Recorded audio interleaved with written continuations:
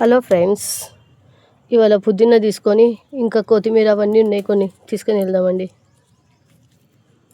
నిన్న అయిపోయిందండి పుదీనా ఎప్పుడు నేను వాటర్లో వేసుకొని వేడి చేసుకొని తాగుతానండి పొద్దున్నే, హెల్త్కి బాగుంటుందని.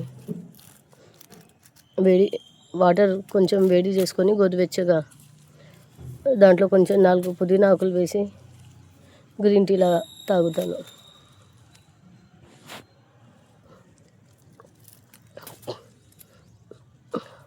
మాకైతే ఇంట్లో పుదీనా ఎప్పుడు దేనికో ఒకటి ఉండాల్సిందే అండి, కంపల్సరీగా ఉండాలి.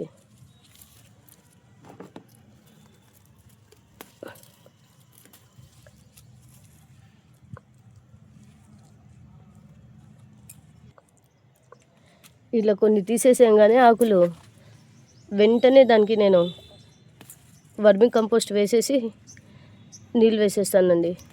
మళ్ళీ ఇంకా వర్మి కంపోస్ట్ వేసేస్తే తొందరగా ఇగురు వస్తుంది, మళ్ళీ నిండుగా అయిపోతుంది. ఇది